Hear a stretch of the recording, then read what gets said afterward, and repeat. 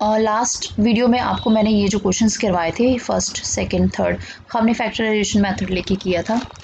Fourth अपने पास question है। Fourth question जो है आपके पास पॉलिनोमियल इन यू है and that is 4u² + 8u। आपको इसकी क्या करनी है, आपको इसके पहले ज़ीरोज़ कैलकुलेट करने हैं। ज़ीरोज़ के लिए मैंने आपको फैक्टराइजेशन मेथड आपको बताया हुआ है, लेकिन यहाँ पे आप देखिए क्वाड्रेटिक पॉलिनोमियल तो है लेकिन दो टर्म्स है, यहाँ पे ज़ीरोज़ कैलकुलेट करनी इजी है। तो ज़ीरोज़ ऑफ पॉलिनोमियल कैलकुलेट करते हैं। इसके लिए 4u² + 8u, जस्ट आपको इतना करना है, इसमें जो भी कुछ कॉमन है आप कॉमन ले लीजिए। 4u को आप क्या लिख सकते हैं, 4 × u × u क्योंकि स्क्वायर है, और 8 को क्या लिखा जा सकता है, 4 × 2u = 0। आप यहाँ पे यू कैन सी, यहाँ पे आप देख सकते हो क्या चीज़ कॉमन है, एक 4 कॉमन है यहाँ पे और एक u कॉमन है। यहाँ पे भी 4 आ रहा है और यहाँ पे दूसरे फैक्टर में भी 4 आ रहा है। तो ये दोनों चीज़ें हमें क्या करनी है, इन दोनों चीज़ों को इन दो टर्म्स में से बाहर निकालना है। तो पहले टर्म में से बाहर निकाला तो ये आ गया 4u बाहर आ गया। अंदर में क्या बच गया आपके पास, अंदर में आपके पास क्या बच जाना है, यहाँ पे अंदर में आपके पास बच जाना है, यहाँ पे क्या बचा, u बच गया, प्लस 4 बाहर जा चुका है, u भी बाहर जा चुका है, यहाँ पे क्या बचा 2 = 0। अब देखो लास्ट वीडियो में आपको जैसे मैंने बताया हुआ है, दो फैक्टर्स हैं, दो टर्म्स हैं, उनका प्रोडक्ट 0 है। अब कभी भी a × b = 0, दो टर्म्स का प्रोडक्ट अगर 0 आ रहा है तो ये क्या इम्प्लाइज करते हैं, या तो पहली टर्म 0 होगी या तो दूसरी टर्म 0 होगी। ठीक है, तो इसी तरीके से इसके ज़ीरोज़ कैलकुलेट करने के लिए हम 4u = 0 कर लेते हैं। अब यहाँ पे 4 क्या हो रहा है, मल्टीप्लाई हो रहा है, तो दूसरी साइड जा कर के क्या हो जाएगा, ये डिवाइड 0 ओवर क्या हो जाना है 4, u = क्या आ जाएगा, 0/4 = 0। नेक्स्ट अब यहाँ पे देखिए ये सेकंड टर्म, ये भी क्या है, =0 है, तो या तो आपको ये वाली टर्म =0 या तो ये, जब हमने इसको =0 पुट किया तो जो प्लस का 2 है वहाँ पे जाके क्या हो जाएगा, -2, और u = 0 - 2 क्या होता है, -2। तो u की वैल्यू आपके पास क्या आ गई, 0 आ गई, और सेकेंड आपके पास क्या आ गया, -2। तो अपने पास अल्फ़ा क्या है, ज़ीरोज़ जिसको हम मैंने आपको लास्ट क्वेश्चन में भी अल्फ़ा को हमने ज़ीरोज़ माना है और सेकंड 0 को बीटा माना है। तो सेकंड 0 आपके पास क्या आ गया, -2 आ गया है। नेक्स्ट यहाँ पे आपके पास रिलेशनशिप हमें क्या करना है, यहाँ पे हमने रिलेशनशिप को एस्टैब्लिश करना है, जो ज़ीरोज़ के बीच में रिलेशनशिप है। इसके लिए रिलेशनशिप्स देखनी है हमें, तो इसके लिए वेरिफिकेशन करना है। तो सबसे पहले हम क्या करेंगे, ये देखेंगे सम ऑफ ज़ीरो क्या होता है। सम ऑफ ज़ीरोज़ का फॉर्मूला आपने देखा हुआ है, ये क्या होता है, माइनस ऑफ कोफिशिएंट ऑफ, यहाँ पे देखिए ये u में पॉलिनोमियल है, ये जो है पॉलिनोमियल इन u है। ठीक है, तो coefficient of u divided by coefficient of u² आएगा। अब आपके पास यहाँ पे पॉलिनोमियल कौन सी है, यहाँ पे देखिए ये आपके पास पॉलिनोमियल है 4u² + 8u। अपने पास पॉलिनोमियल क्या है, 4u² + 8u।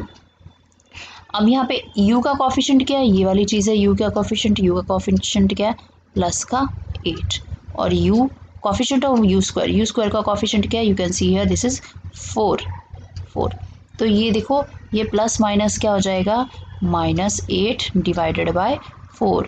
जब आप इसे सॉल्व करोगे योर आंसर विल बी -2। तो ये तो कैलकुलेशन करके आया है हमारा। ठीक है, ये पार्ट हमारा कैलकुलेशन करके आया है। अब एग्जैक्ट में हम वैल्यू देखते हैं क्या आता है हमारा, जब हम कैलकुलेट करते हैं अल्फ़ा प्लस बीटा। अल्फ़ा हमने क्या कैलकुलेट किया, you can see here alpha is 0 plus beta की सेकंड अपने पास क्या आया है, सेकंड अपने पास आया है बीटा = -2। तो हम यहाँ पे सेकंड 0 क्या लगाएंगे, -2। इसको थोड़ा सॉल्व करेंगे, दिस विल बी 0, ये प्लस और माइनस क्या मिलके बनता है, प्लस माइनस क्या होता है, -0 में से 2 गया तो 2 बचेगा, और बड़ी क्या आ गया, नेगेटिव है तो -2। यहाँ पे देखो अगर हमने फॉर्मूला लगाया तो भी -2 आया, हमने एक्चुअल कैलकुलेशन की तो भी आपके पास क्या आया, -2 आया, यानी कि ये zeros of sum of zeros of polynomial के लिए ये चीज़ वेरीफाइड होगी। अब हम प्रोडक्ट के लिए करते हैं, product of zeros, product of zero. आपके पास प्रोडक्ट ऑफ ज़ीरो का फॉर्मूला क्या होता है, term constant term divided by coefficient of you square, क्योंकि ये पॉलिनोमियल इन यू है। कांस्टेंट टर्म देखो यहाँ पे क्या है आपके पास, पॉलिनोमियल तो ये पड़ी हुई है ना, पॉलिनोमियल आपके पास ये जो पड़ी हुई है, पॉलिनोमियल आपके पास 4u है, तो यहाँ पे देखिए आपके पास जो पॉलिनोमियल है, यहाँ पे कांस्टेंट टर्म क्या है, कुछ नहीं है, तो हम 0 ले लेते हैं। यहाँ पे आपके पास polynomial 4u square plus 8u थी, तो कांस्टेंट टर्म तो यहाँ पे कुछ थी नहीं, तो कांस्टेंट की वैल्यू मैंने क्या ले ली है, 0 ले ली है, ठीक है, 0 ले ली है, और कोफिशिएंट ऑफ एक्स स्क्वायर आपके पास क्या है, यू स्क्वायर क्या है, सॉरी 4 है, तो something 0 over something, answer will be 0। अब हम एक्चुअल कैलकुलेशन करके देखते हैं, alpha multiply by beta, alpha अपने पास क्या है 0, और जो सेकंड टर्म आई है वो क्या आया है आपके पास -2।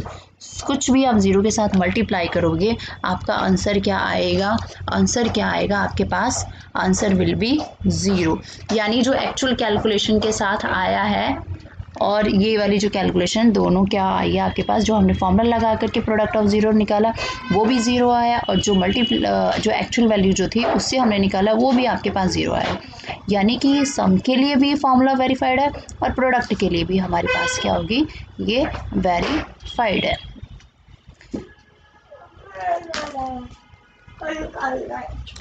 यस गाइस, हमने ये 4th पार्ट मैंने आपको करा दिया।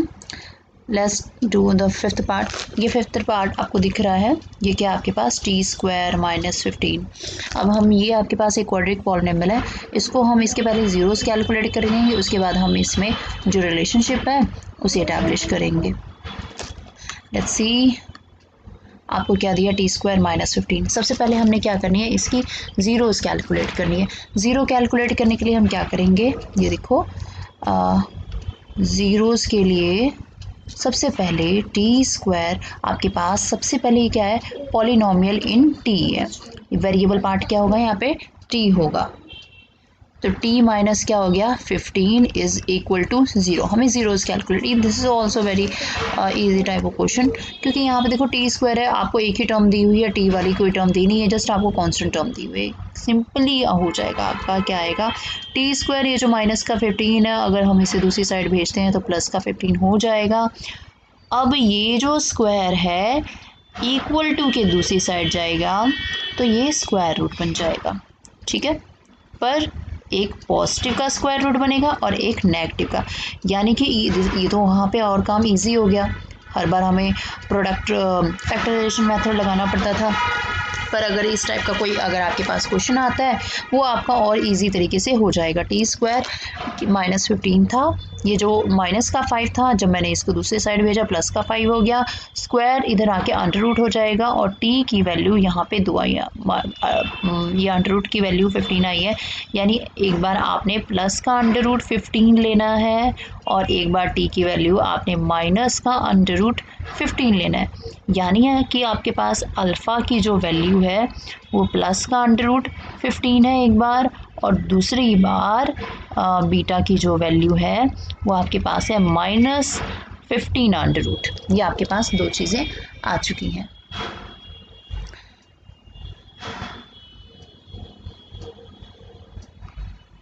नाउ हम इसका रिलेशनशिप जो है वो देखते हैं। इसके रिलेशनशिप एस्टैब्लिश करने के लिए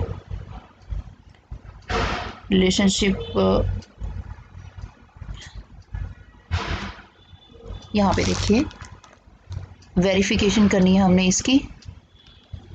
वेरिफिकेशन के लिए सबसे पहले हम क्या करेंगे, sum of zeros, sum of zeros का फॉर्मूला आपको पता है, ये क्या आपके पास पॉलिनोमियल इन टी। एक बार हम पहले पॉलिनोमियल लिख लेते हैं क्योंकि हमें इसकी वैल्यूज़ ज़रूरत पड़ेगी। आपके पास ये होता है minus of coefficient of T, क्योंकि पॉलिनोमियल इन टी है, divided by coefficient of T square. Coefficient T क्या है यहाँ पे देखो, टी का तो कोई कॉफिशिएंट ही नहीं है। अगर टी का कोई कॉफिशिएंट होता तो हम लगाते, अगर नहीं है तो हम क्या लेंगे, ज़ीरो। ठीक है, यहाँ पे देखिए टी स्क्वायर -15 था, टी की वैल्यू नहीं है तो हम इसको टी प्लस का 0t या फिर माइनस का 0t इंसर्ट कर सकते हैं, क्योंकि हमें टी तो गिवन ही नहीं ना। तो सिंपली मैंने टी की जो कॉफिशिएंट है उसको 0 मान लिया। Minus of coefficient of T is 0, और टी स्क्वायर का कॉफिशिएंट देखो भी क्या है यहाँ पे, 1 है। कॉफिशिएंट जिसके आगे कुछ नहीं होता उसके आगे क्या होता है, 1 होता है।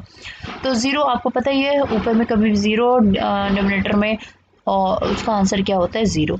यानी सम ऑफ 0 क्या आ गया आपके पास, 0। हम एक्चुअल कैलकुलेशन भी करके देखते हैं। यहाँ पे क्या आता है हमारा, अल्फ़ा प्लस बीटा।